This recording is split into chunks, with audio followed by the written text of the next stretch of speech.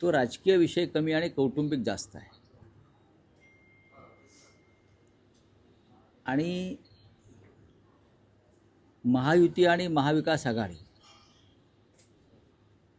या दोन्ही आघाड्यामध्ये दोन्ही राष्ट्रवादी काँग्रेस पक्ष असेल तर हा त्यांचा प्रश्न आहे. असं ह्याच्यावरती या क्षणी मी मत व्यक्त करणार नाही.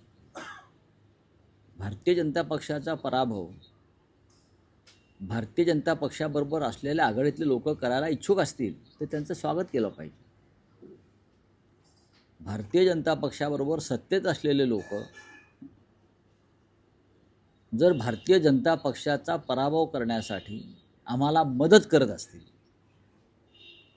तर त्याचं स्वागत केलं पाहिजे. असं वाटत नाही का तुम्हाला? ज्या पद्धतीचं राज्य या महाराष्ट्रात भाजपात चालवत आहे ते मी पाहिलं आहे का? गुंडागर्दी, दहशतवाद, यंत्रणेचा गैरवापर.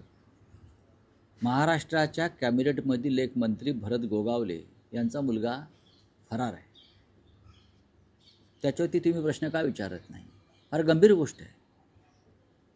महाड नगरपालिकेच्या निवडणुकीत अटेम्प्ट टू मर्डर एका काँग्रेसच्या कार्यकर्त्याला ज्या पद्धतीनं त्यांच्यावर हल्ला केला ठार मारण्यासाठी आणि पोलीस यंत्रणा त्यांना मदत करत राहिली. हायकोर्टानं त्यांचा अटकपूर्व जामीनसुद्धा फेटाळला. म्हणजे प्रकरण गंभीर आहे ना. मंत्र्यांची मुलं, मंत्र्यांचे भाऊ यांना खून केले किंवा दरोडे टाकले, चोऱ्या केल्या, भ्रष्टाचार केला तर त्यांना काय गृहमंत्री देवेंद्र फडणवीस आणि राज्याच्या पोलीस महासंचालकांनी अभय दिलं आहे का? मंत्र्यांचा मुलगा फरार आहे आणि पोलिसांना सापडत नाही आणि त्याचा अँटिसिपेटरी बेल म्हणजे अटकपूर्व जामीन फेटाळला जातो तरी सापडत नाही. राज्याचा एक मंत्री बेपत्ता होतो. मी कोकाट्यांविषयी बोलतोय. ते काही वेळ 48 तास सापडत नाहीत.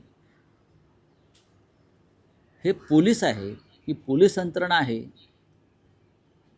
ही भाजपची टोळी आहे खाकी वर्दीतली. कुठे गेला मंत्र्यांचा मुलगा? कायदा सुव्यवस्थेवर तुम्ही भाषणं देता ना विधानसभेत, विधिमंडळात. कोणालाही सोडणार नाही. मग मंत्र्यांची मुलं, मंत्र्यांचे भाऊ, मंत्र्यांचे बाप कसे सुटतात?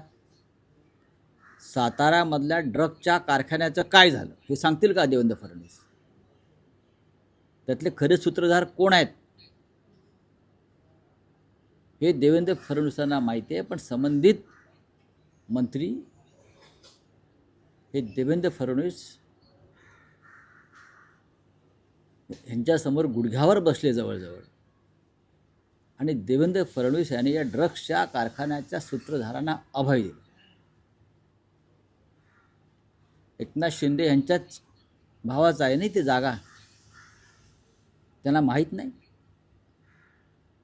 मुंबई पोलीस दलातल्या एका माजी अधिकाऱ्याचाही तिकडे संबंध आहे त्या ड्रगच्या कारखान्याशी आणि तो शिंद्यांशी संबंधित आहे. नावं घेईन लवकरच. महाडमधल्या कॅबिनेट मंत्र्याचा मुलगा फरार आहे. तो कुठे आहे ते मी सांगतो पाहिजे तर पोलिसांना.